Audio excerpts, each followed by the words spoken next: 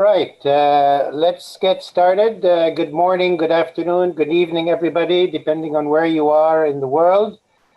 Greetings. My name is Paul Salem. I am the president of the Middle East Institute, which is in Washington, D.C. I welcome you today to our webinar called Writing COVID-19, meeting with leading Middle Eastern authors and novelists to reflect on the period we're going through. Literature is often said that it anticipates life, it shapes life, it enriches life. It has a very interesting relationship to history and to reality. We're certainly going through a lot of history, a lot of drama, a lot of hardship in the Middle East, and I would say in the US and other parts of the world. So it's very timely to meet with extremely thoughtful and creative people whose life mission has been to reflect, to create, to engage with their societies and really with the courses of history. Let me introduce our excellent panel. Joining us from Beirut is very well-known Arabic language novelist Elias Khoury. He's a thinker, he's an activist, he's a novelist based in Beirut, but travels and obviously known around the world.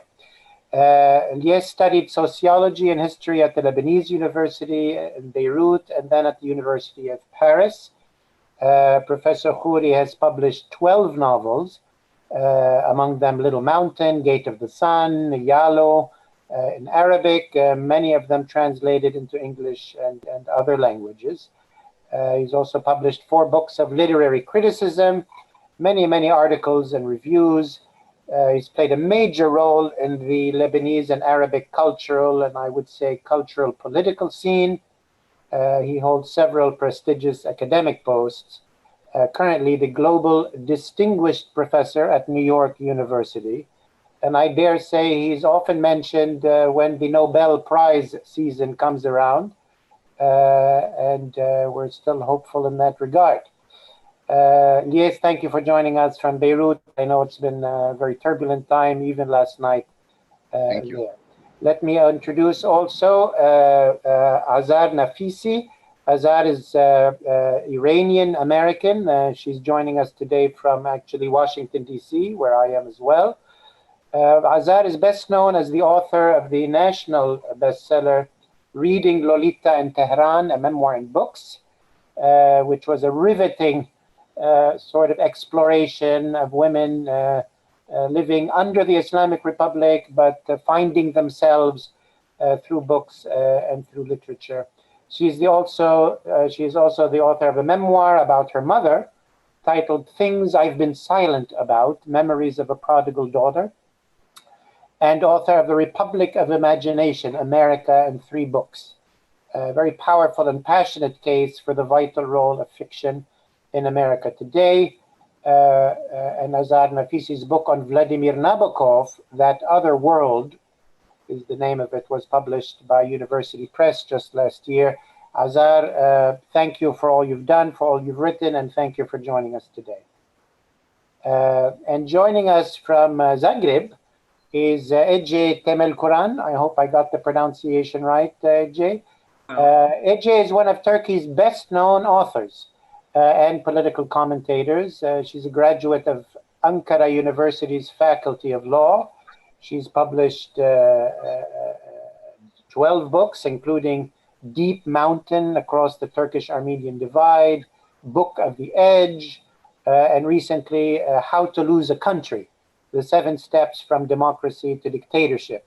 She won the PEN Translation Award with Women Who Blow on Knots, and is author of a wonderful essay on Turkey called Turkey, the Insane and the Melancholy.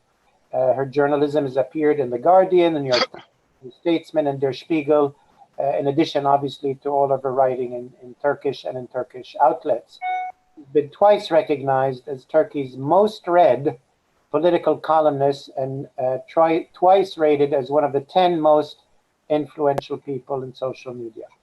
Ece, also thank you for joining us today. Happy to welcome the audience from around the world. Even though this is a virtual meeting, I look forward to taking your questions through the Q&A feature on Zoom that you will find on the bottom of your screen. Put your questions or comments there. I will keep my eye on that. As I ask questions to our distinguished panelists and converse with them, bring in as many of your questions as I can.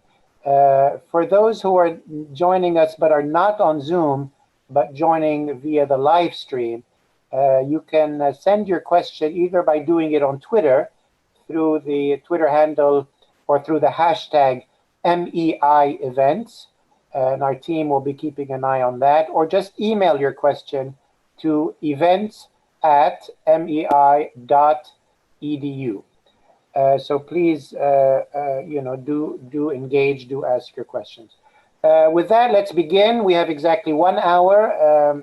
Let me start with you, Professor Khoury. Elias, great literature is really often born of great hardship, either for an individual or for an entire society.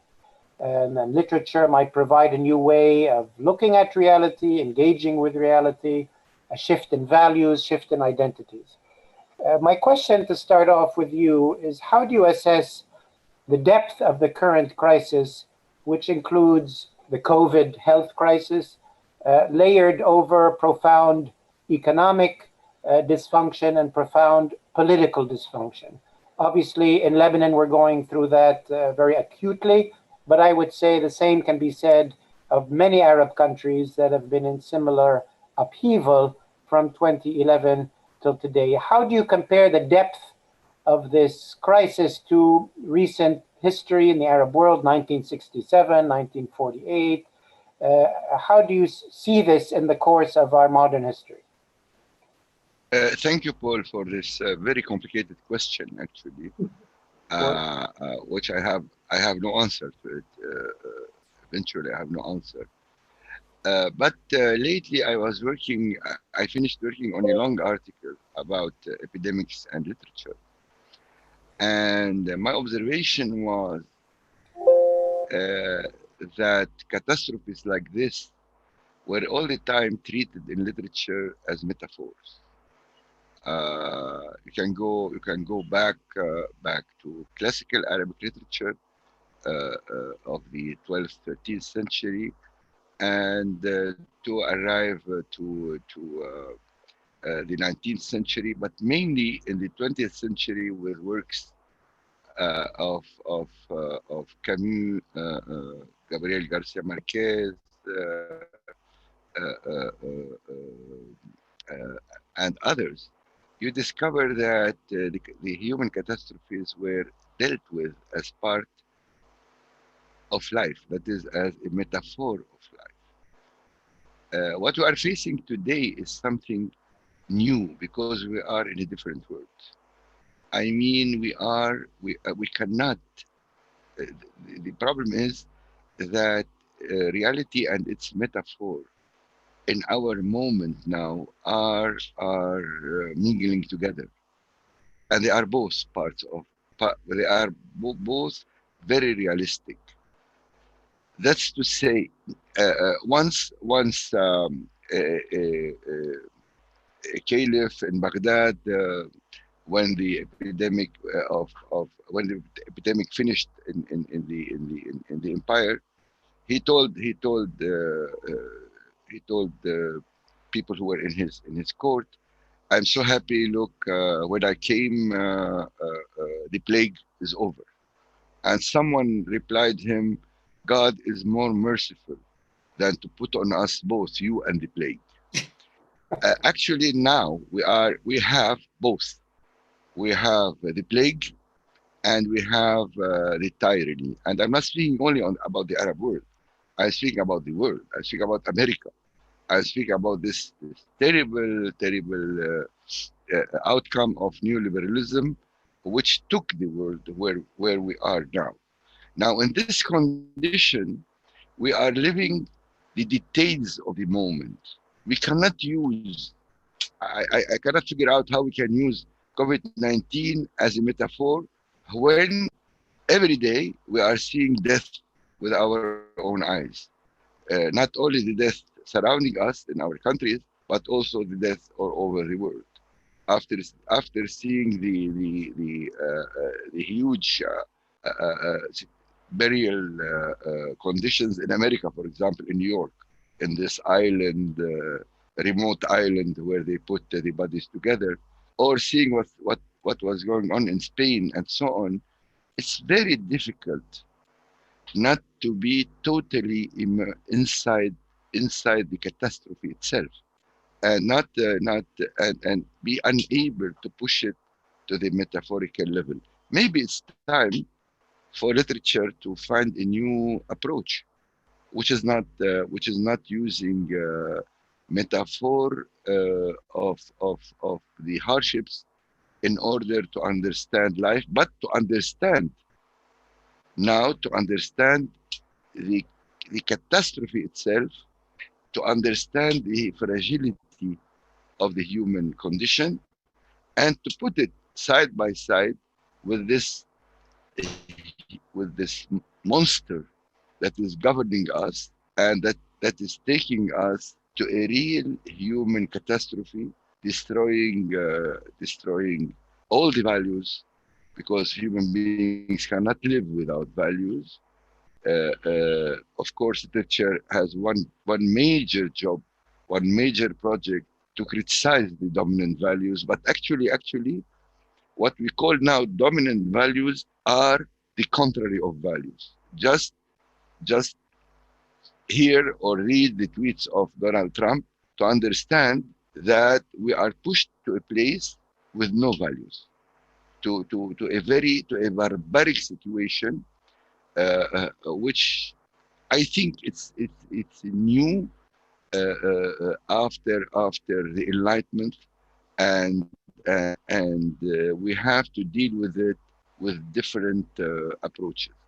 Now, on the other hand, in Beirut itself, yesterday I was in a huge demonstration with masks all over the guys who were participating in the demonstration, because the economic situation is becoming terrifying, and because of the corruption of the dominant class, and because of the dead end, political dead end we are living in Lebanon.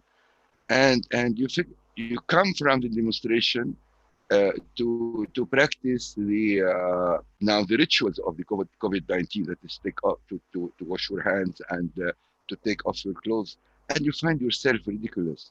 We were in the middle of the sea of people, and nothing can protect us, and we have no choice. We have no choice but to be in that place. So all this confinement thing, which was practiced in Beirut, for example, the first 2 months, now they are collapsing, not because of economical reasons, but because of the economical crisis we are passing through.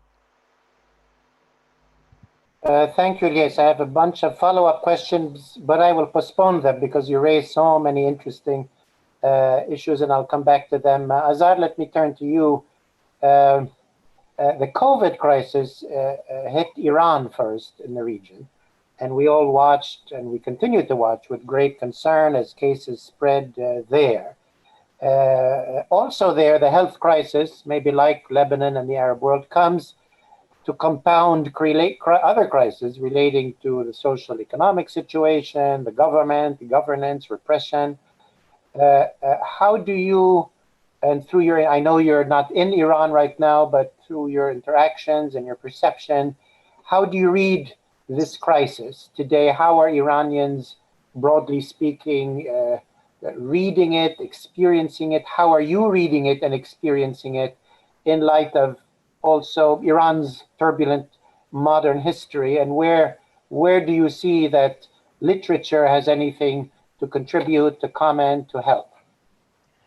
Well, Paul, one of the things that has surprised me ever since I've returned to the United States from Iran is not the differences. Obviously, this is a democracy and Iran is a totalitarian, has a totalitarian regime ruling over it. But the thing that I have been telling my American friends, and I mention it in Republic of Imagination a lot, is that totalitarian societies are distorted mirrors of democracies. They show the possibilities of those countries, both in terms of the best possibilities and the worst. And right now, both in the two countries I called home, Iran and United States, the crisis goes beyond Corona. And as Elias said, it becomes a metaphor for how the society is. I keep going back to the 8-year war of Iran with Iraq. Every time the sirens went and they told us to go to our shelters, we knew that there were no shelters. And now Iranian people are talking about, they tell us, wash your hands. We have no soap to wash our hands with. And the government has used the crisis because, you know, before this crisis in November, there were great demonstrations against the hike in petroleum, which turned very political, asking for the regime to go. And they shot into the crowds and killed about 1,500 people. What is happening in Iran is a denial of reality, the same way that is happening in America with Trump, a denial of reality. Khamenei, for the New Year's speech, came and said that we have two enemies, human and genies, fairies, that both are working together against the Islamic Republic. And that in some laboratories in the intelligence services of certain countries, they are creating medication which in fact would entrench Iran into the virus. And at the beginning, they opened the Friday's prayers and the mosques. So people, it is exactly the same kind of mentality that tells the American people they should inject Clorox bleach into their veins. So the mentality is the same. And how to deal with this mentality becomes the problem for a writer. I think you have to do what they don't do.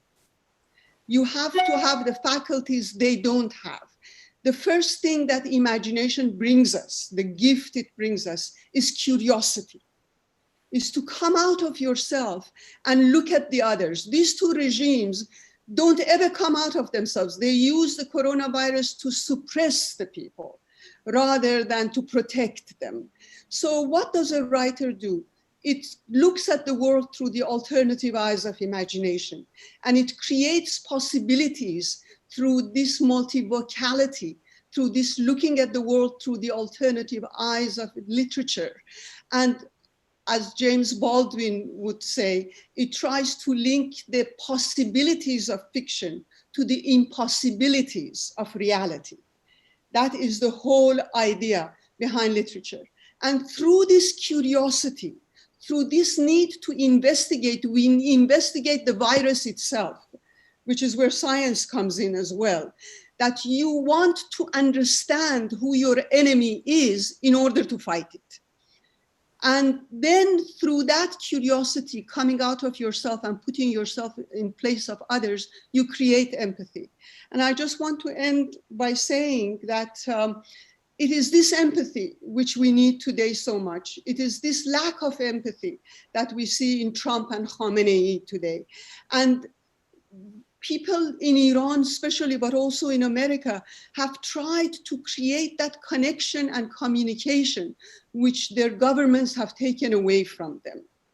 And I like to think nowadays, I go into my room as if into a cocoon and write and read. And I think that this going into the cocoon for a writer is a preparation for flight, for coming out, and for communicating and connecting to others. This communication is at the center of what literature does today. That's beautiful. Thank you. Thank you, Azar. Ece, let me turn to you. might be repeating sort of the question, but I want to get started with contextualizing this moment, this crisis in Turkey's long history and recent history, and compounding of political and governance issues and social and economic challenges and all of that. Again, an opening question about how do you see this COVID crisis being experienced? What are the dynamics in Turkey? How do you see that?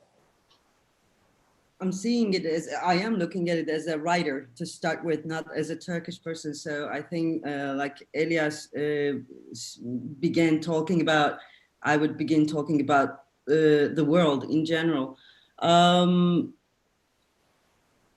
think, you know, the virus, metaphorically, worked as a litmus test on several levels, economically, politically, and morally. And what I am most interested nowadays is what it revealed in terms of our moral crisis, our global moral crisis. Because this right-wing populism that brought Trump or Boris Johnson to Britain, or, you know, Putin and Erdogan in Turkey, it's a global wave of a political madness, maybe, but it is also a very deep moral crisis.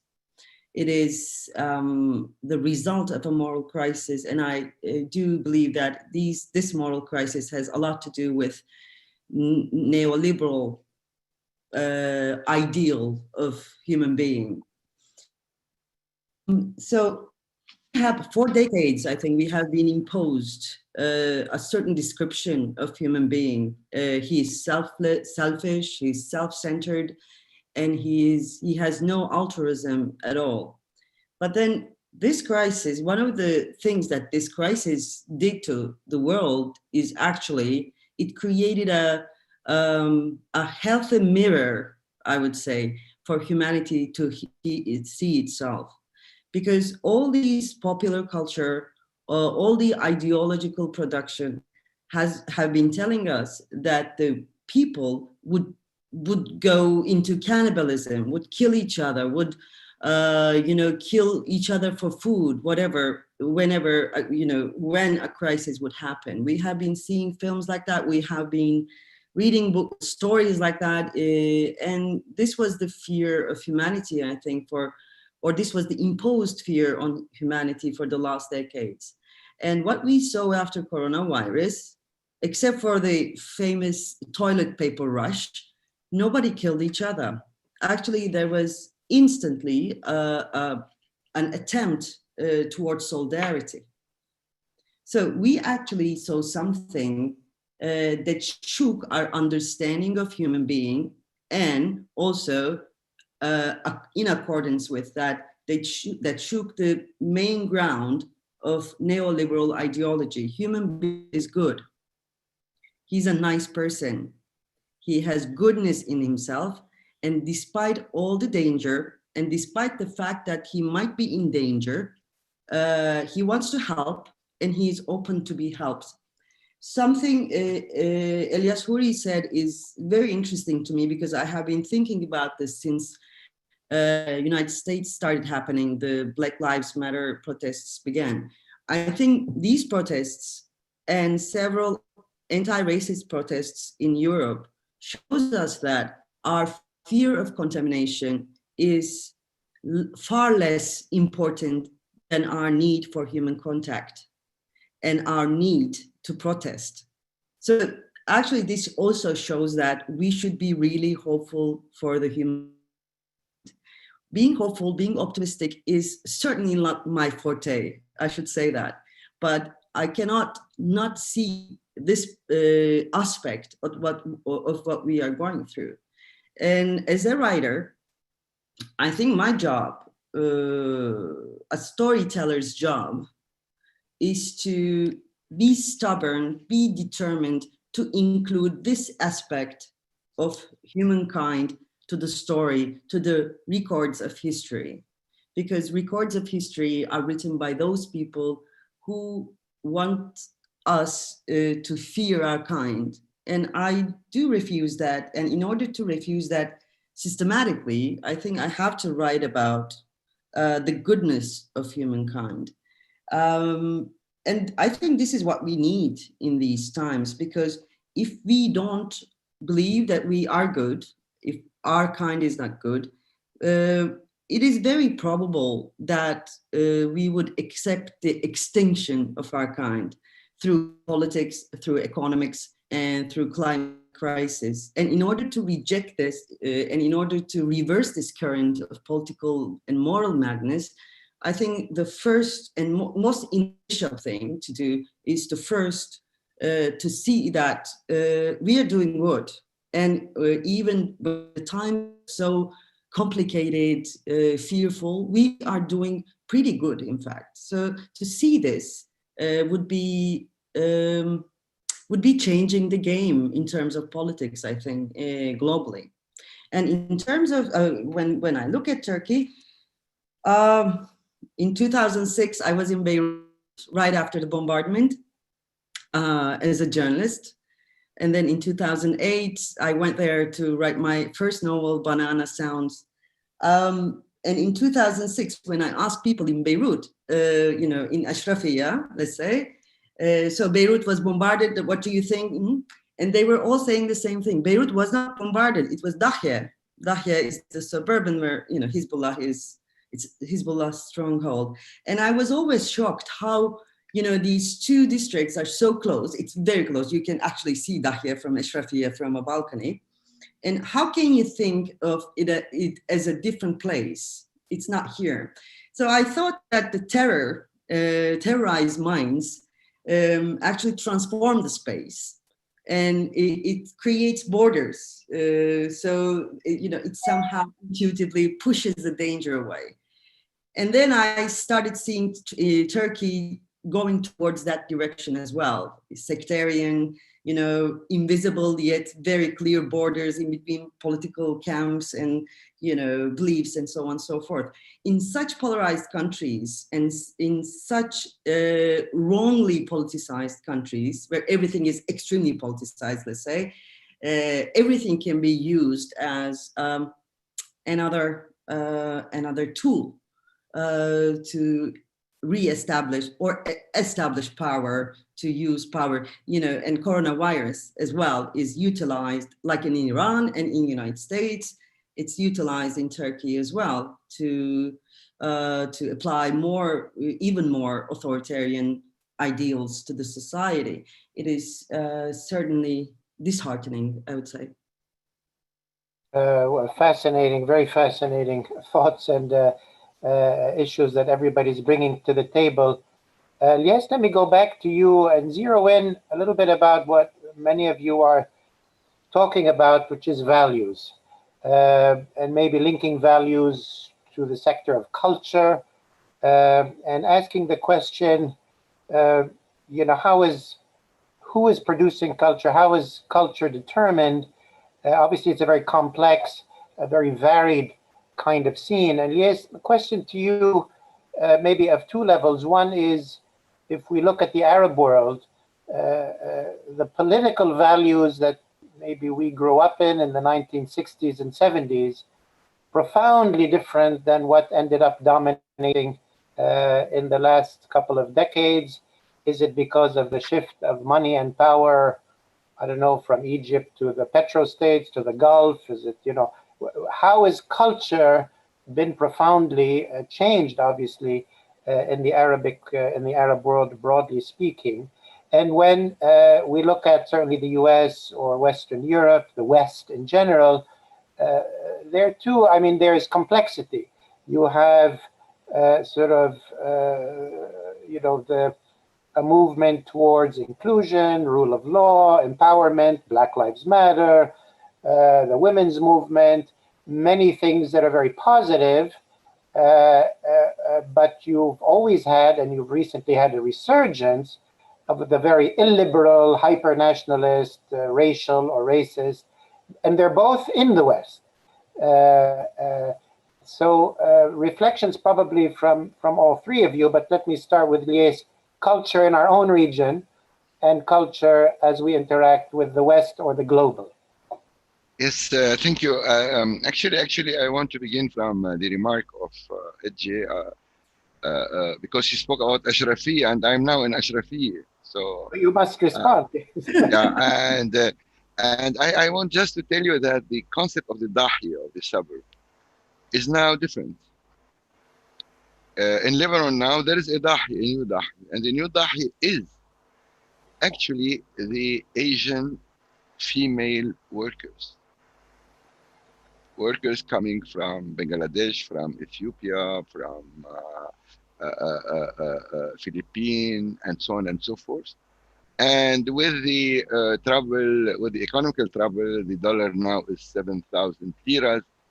In the beginning of the crisis, it was 1,500. So you can imagine. Now these women are thrown in the streets. Sorry They are to in the street. sorry to What? interrupt.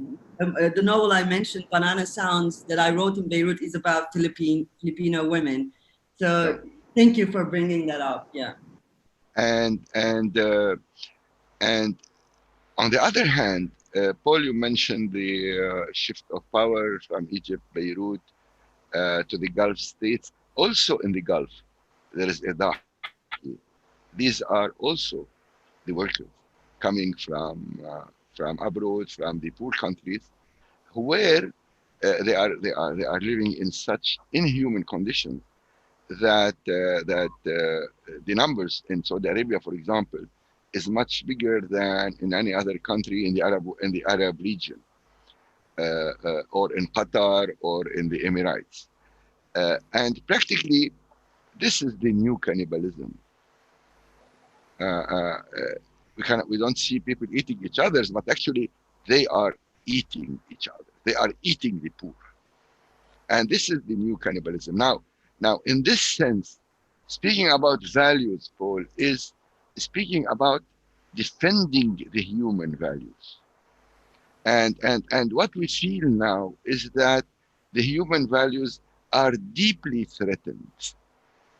I don't want to look like conservative. I'm not a conservative at all. But to be able to revolt against values, you have to have values. What the neoliberalism and this populist fascist, and I insist, people, when I say populist fascist, they say no, there's a big difference between populism and fascism. But I think this is something new. We have a new phenomenon, which is populism, populist fascism. These populist fascist regimes actually are destroying the values and putting society in such a situation that only the powerful can survive.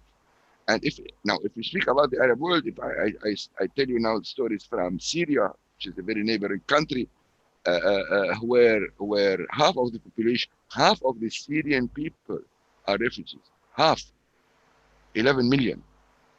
So, and what I picked up from this protest in the United States is a term I cannot breathe. This is the term that touched my soul. Of course, Black Lives Matter. But what I feel I'm concerned with is that we cannot breathe, and we in the Arab world cannot breathe. In Palestine, we cannot breathe, but not only in Palestine, unfortunately. Not only after the Palestinian Nakba or after now the continuous Nakba that's taking place since 72 years in Palestine. The whole Arab region is in a catastrophe, and the people cannot breathe.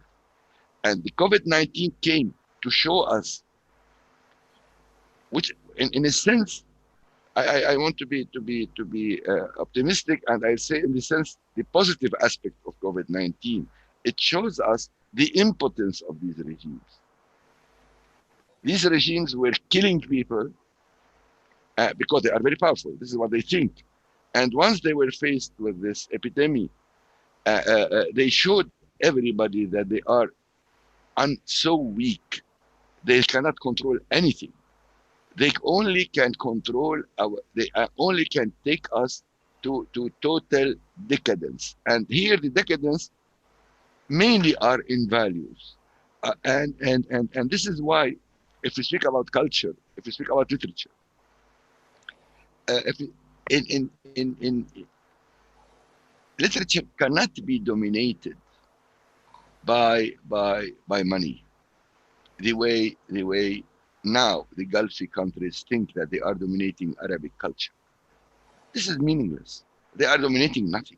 They are dominating the vacuum, and they are creating vacuum, and the struggle, which is both political and cultural. And here we cannot separate between these two elements. Political is cultural, and cultural is political. In the struggle of political cultural situation, we discover that literature can be one, not the only, of course, one of the dimensions where human beings can discover their identity as human beings. And literature, in this sense, can be the mirror of our souls. Now, in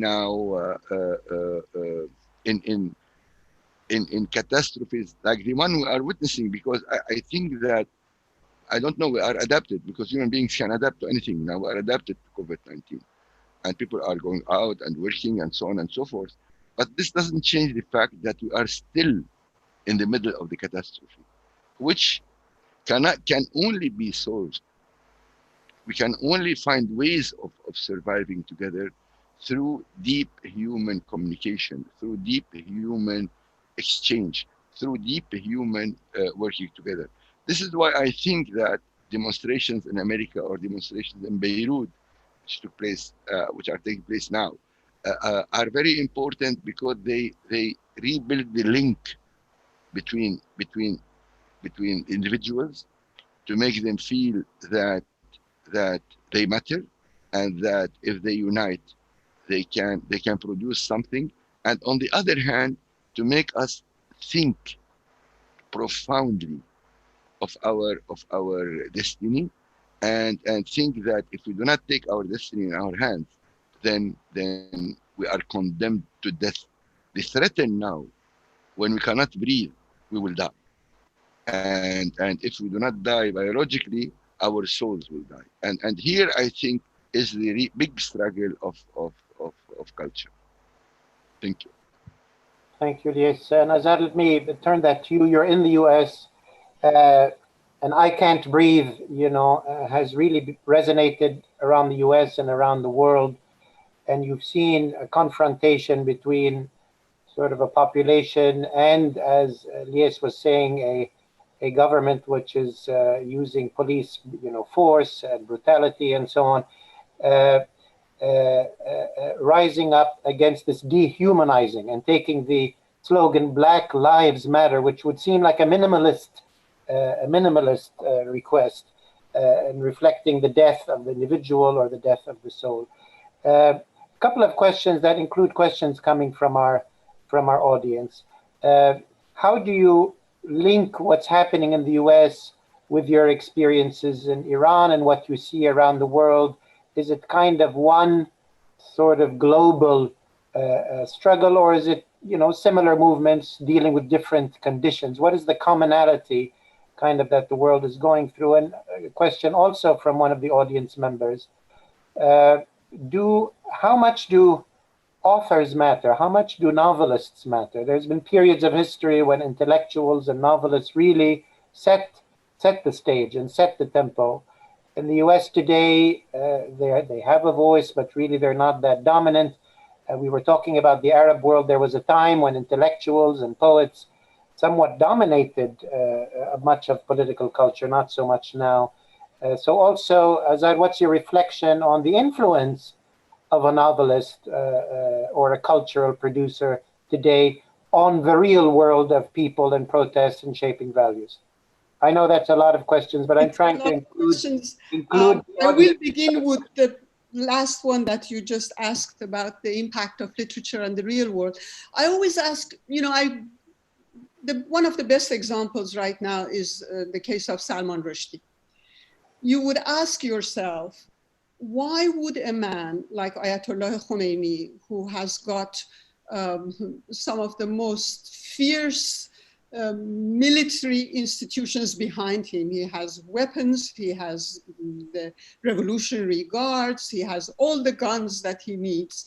Why would he not be able to live because an author whose only weapon is words is living?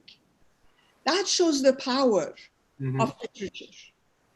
And I have to thank the Islamic Republic for bringing into my attention, actually.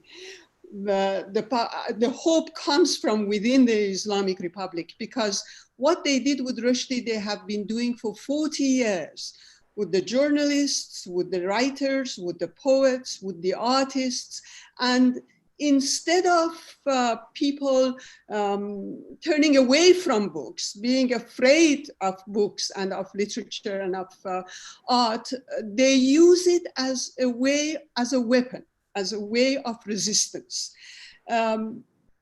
James Baldwin, I'm sorry I keep bringing Baldwin in. I'm absolutely and devotedly in love with him. James Baldwin talks about artists are here to disturb the peace. Even in a crisis-ridden society like Iran or like America right now, artists disturb the peace, but they disturb the peace of not just the people, but of the rulers.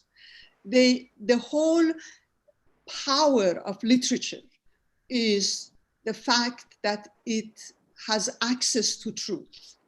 And truth can be very dangerous, because once you know it, you cannot remain silent. And you talked about cultural values, and I kept remembering this sentence from Theodor Adorno, saying the highest form of morality is not to feel at home in your own home. And this is what this crisis is doing to us. This is what happened with Black Lives Matter.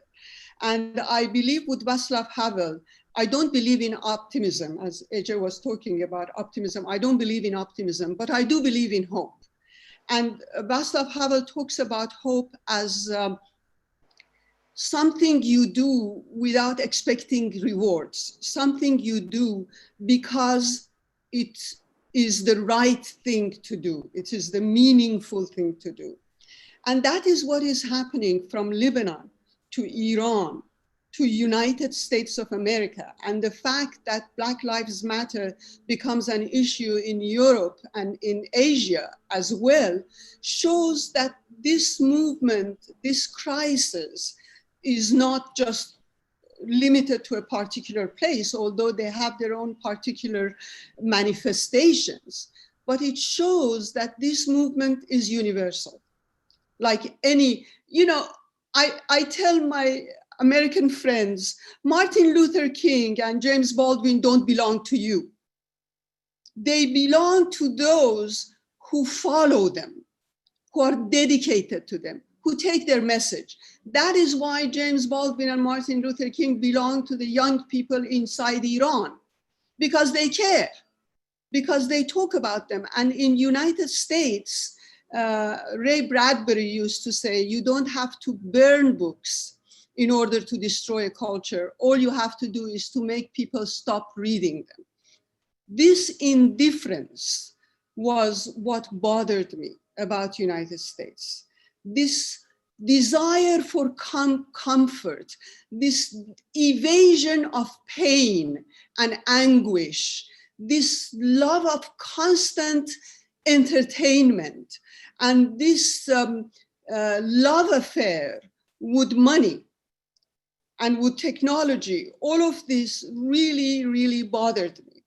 And now that this movement of Black Lives Matter has started, I have glimmers of hope, because it depends upon how we treat it. The last thing I wanted to say was a quotation from Saul Bellow, actually. He says, those who survived the ordeal of Holocaust, how will they survive the ordeal of freedom? I think that at some point, many in the Western countries, specifically in America, forgot that freedom is an ordeal. that freedom means accountability, that freedom means responsibility. And because they forgot it, they are in this mess that they are today. And the savagery that you see from the white male establishment, so-called, comes from the fact that they are deeply scared. They are so afraid. And that makes me feel so good. You know, honestly, it makes me feel, I mean, it was like with Rushdie, with women, look at this woman, Ece. I mean, what does she have that is frightening? Just the way she looks, the way she walks, the way she talks, they're all threatening to some people. They can't stand it. And that is why I am happy to think that Ayatollah Khomeini made me afraid, made me unstable. But boy, I don't think my fear has, you know, can compare to the fear he has when he has to create such a wall around him and live with guns. We don't live with guns. Literature has only words, and words matter, and words change reality. I'm sorry I got a little excited. It's your fault. Yeah, don't apologize. We thank you for that passion and those really inspiring insights. And you talked a bit about sort of the younger generation. I want to ask Ece this question. The protests today resemble to some degree uprisings in the 1960s, youth demonstrations, civil rights movement in the US. Even when I look at Lebanon or the Arab world, the generation of the 50s and 60s, which was so active and challenged the status quo of that time. When we look at whether in the US or in Turkey or Iran or most of the Arab world, obviously there's a major generational aspect to all kinds of conflicts and confrontations. And clearly this large young generation will shape the future. But it is a very varied young generation.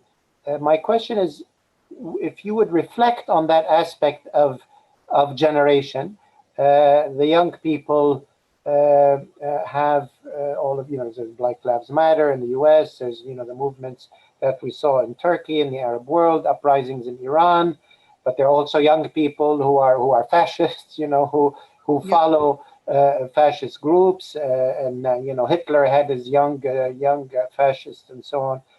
Ece, I just want your reflections on the generational question, on what you see the younger generation thinking about, talking about. What values do you discern emerging from the generation of the future?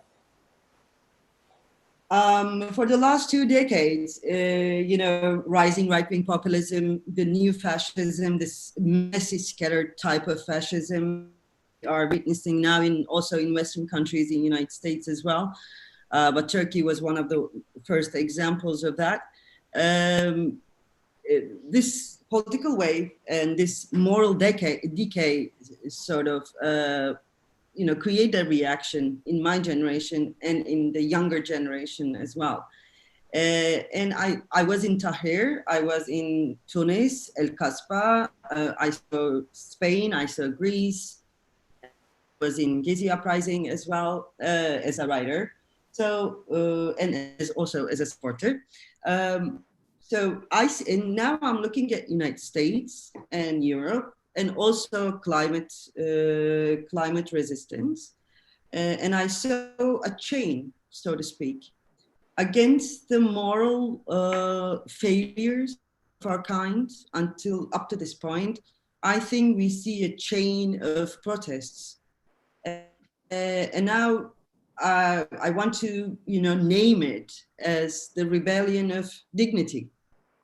Because all these protests from Tahrir to Gezi and now in Black Lives Matter, what people are asking for is basically the dignity. And this word is coming up constantly. If now we don't have anything else to lose, than our dignity. Ironically, all these protests operate the same way. Maybe it's not that ironic. As soon as people go out to the streets and ask for their dignity, they become dignified and they find their dignity momentarily. So they actually experience how to be a person with a dignity. Years since Tahrir, and maybe before that even, these Occupy kind of movements, the new type of protests have been going on, and they have not, unfortunately, created the institutional change in real politics. Not in Europe, not in the United States, not in Turkey, but they transformed the zeitgeist, and they transformed the very fabric of humankind in our world and outside the art world. So I expect a lot from these, not a lot, but I expect a transforming effect from all these protests that actually seem to be part of the same chain. So I think in the coming decades, the central concept for the resistant movements will be human dignity, because that is a word. It's a very interesting word. It sounds like pride, but actually they're completely different things. And we are now facing all these right-wing populist leaders, new fascist leaders, constantly talking about pride. And on the other side, we have masses on the street demanding dignity. Pride is innately violent word, because if you want to mend your broken pride, you have to make someone kneel, apologize, and you have to do it through violence. Pride is always about us and them, whereas dignity, there's only us, there's no them. Dignity is an embracing word for the entire human. So I think the main conflict, the main struggle will be between these two words in coming years. And obviously I'm on the side of dignity. So my job is to explain what dignity is, but also explain that the joy of dignity is far bigger than the fear of death or fear of any kind of fear, so to speak. So we have to, I think, talk about joy of dignity, because previous generation talked about dignity in such a way that the image of the word was clenched teeth, you know, this fist and so on. Now, through these protests, this time-old word is changing, and it's becoming a joyous word. We see people on the streets shouting dignity and smiling faces, singing and dancing. This means a lot to me because it made a very important transformative change in one of the main values of humankind. It transformed the image of the word. So I do think that the new generation will be shouting the word more, and we are going to relearn this word through them, through their joy. Yeah. And I think this is a nice. Yes, indeed. Beautiful.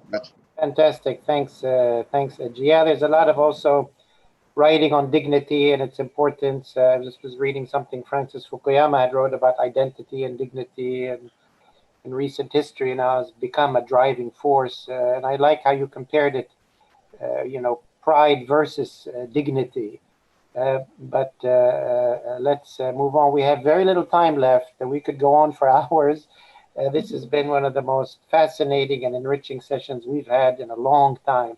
Let me ask, a final question to each of you, and to go from kind of theory to practice, from analysis to praxis, as it were. You are working writers and working novelists.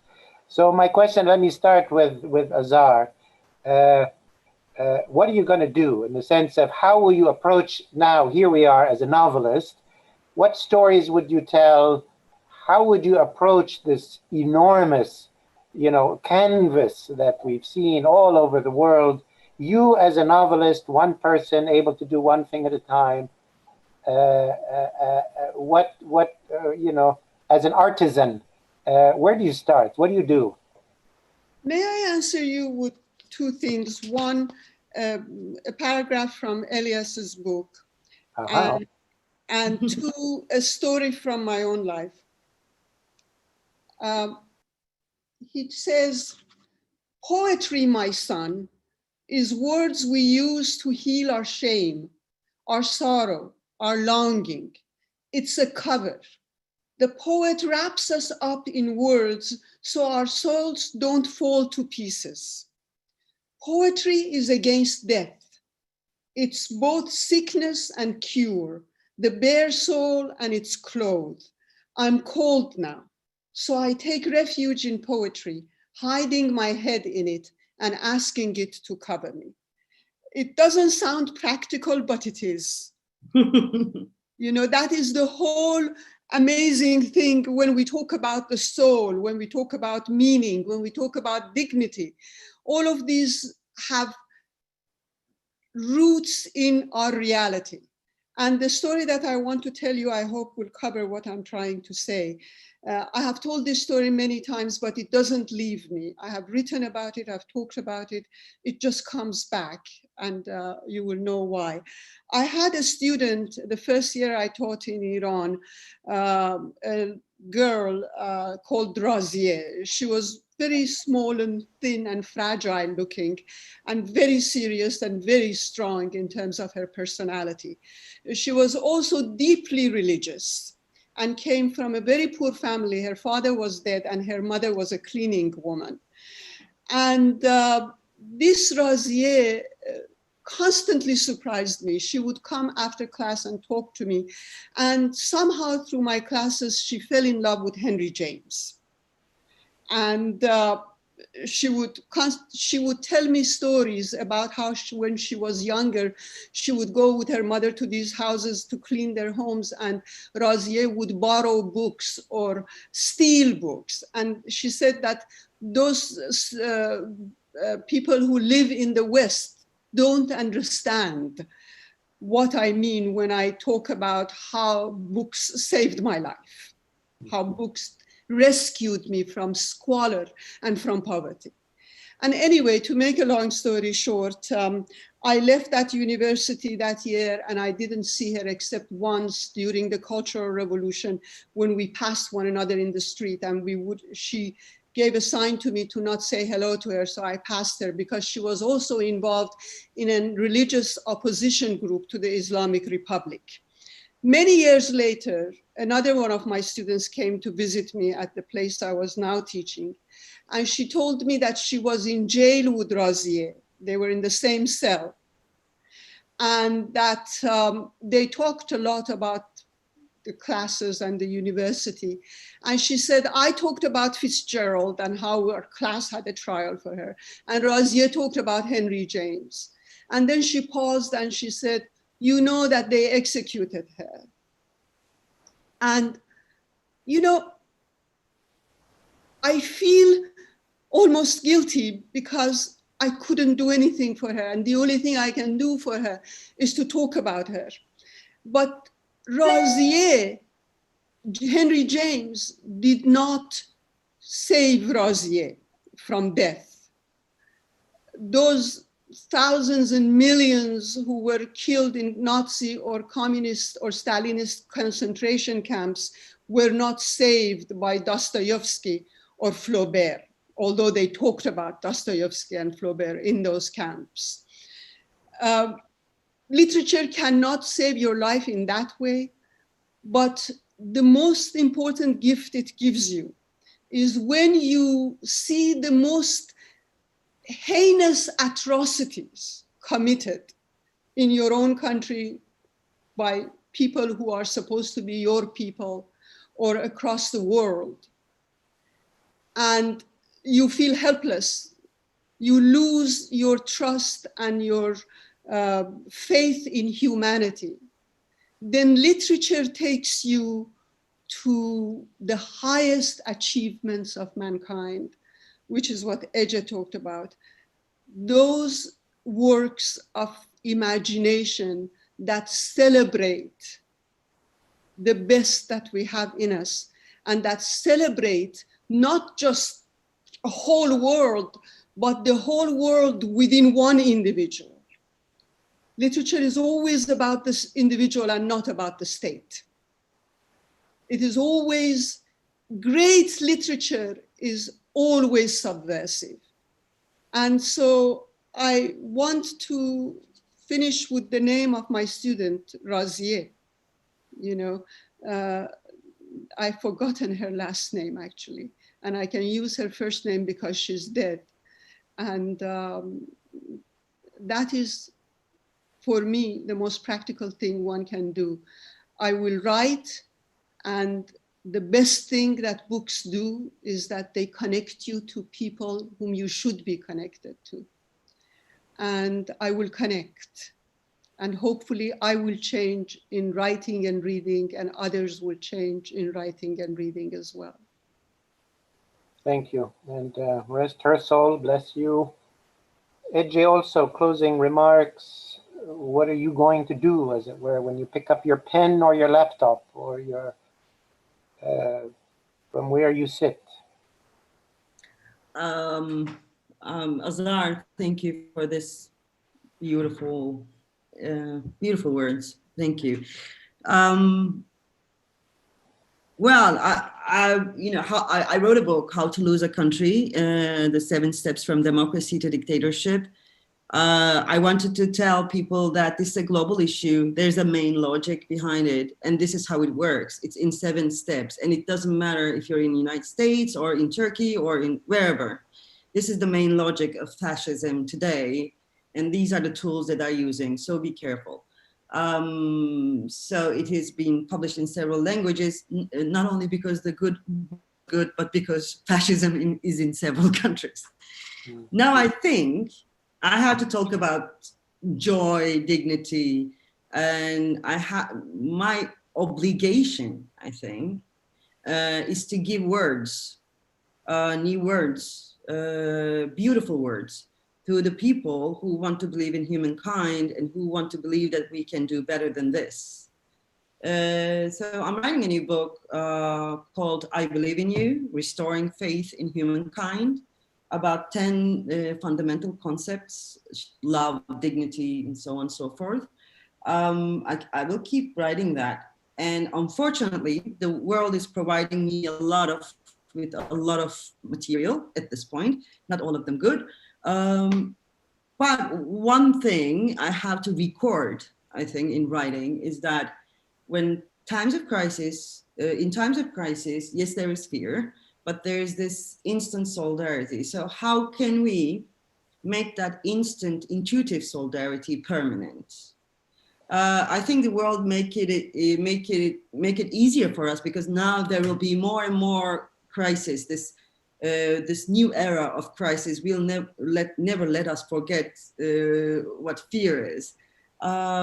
So my question and the responsibility I feel is to tell stories to make people once again believe in their own kind. So this is what I'm doing at this point.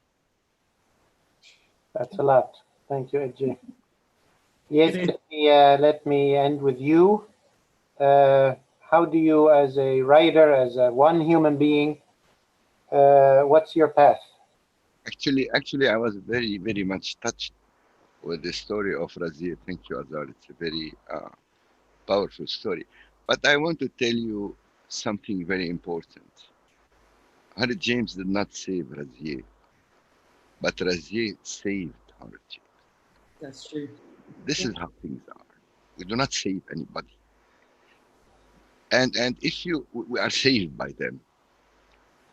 And this is the magical relationship between the reader and the words. You know, in Arabic, the term word, the root of the term of the term word comes from another word, which is wound. Words are wounds. This is the linguistic origin of the term. And actually what we are dealing with our wounds. And we are writing with these words our wounds. And the only way of healing from wounds is love. I liked very much the dichotomy between dignity Pride. and pride. And I think dignity is a very beautiful word, but I think the word that really touched this relationship between us and our wounds is love. Nothing can heal except love. And I think this is a very critical moment when you are speaking about bringing back the human values. This is the ultimate value. And writing is, it, for me, it was always, and now it's becoming very, very, very deep inside me. Writing is an act of love. I do not write about characters whom I hate. I have to love them. I have to love them. And sometimes sometimes, since you are speaking about the gate of the sun, I can tell you that I fell in love with that woman, with Nahila. I'm not joking. I really fell in love with her. And when she died, I couldn't continue writing for 6 months. And when we fall in love with them, actually, we open ourselves to make the text their mirrors. What we are doing, we are only opening our souls in order to put others in it and to see others.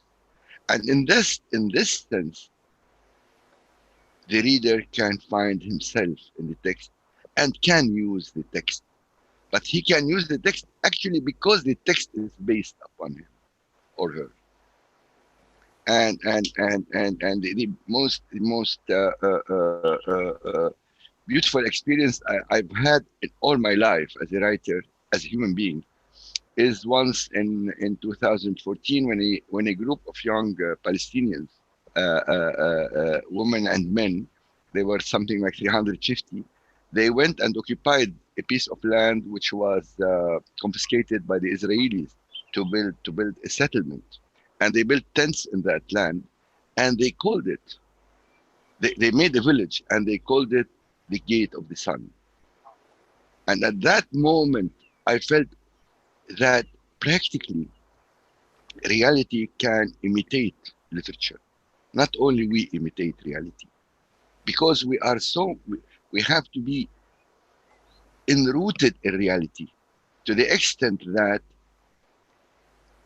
reality will become a dimension of imagination, and imagination is a dimension of reality.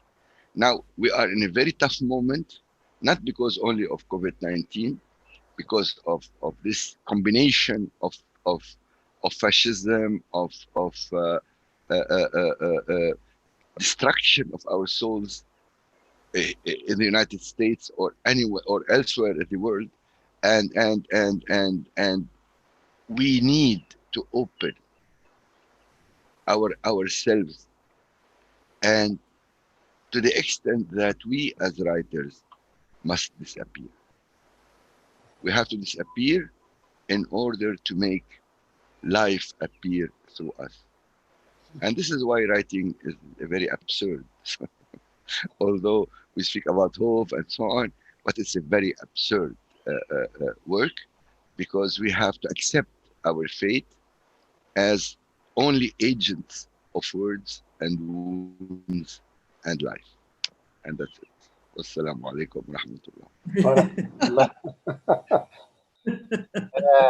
Well, what can I say? I mean, this has been a most remarkable, transformative discussion. I know we were talking, but as you said, Elias, it's about writing, it's about the word, it's about our wounds, our inner life, and reading. I certainly encourage everybody, obviously, to go to the essential works of all three of you, and the novels and the books that you have written, and the ones you are yet to write. I'll quote one of the people on the call to Decay, who said simply, and I don't know whom she was saying it about of the three of you, but she said, "Thank you. You are a light for all the ages."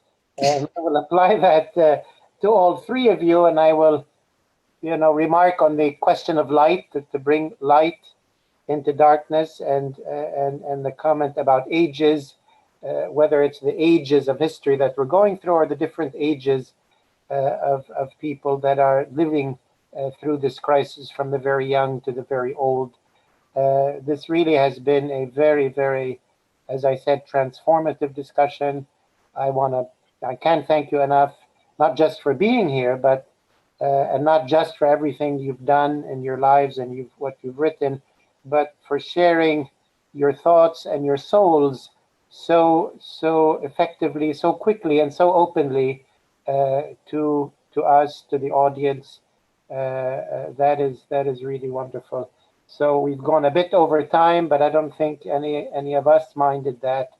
I want to thank you all again. We will continue to read you and to listen to you. Stay well, stay safe, and remain hopeful, even if not very optimistic. Thank you. Thank you. Thank you, Paul. Thank you, Paul. Thank you. Thank you.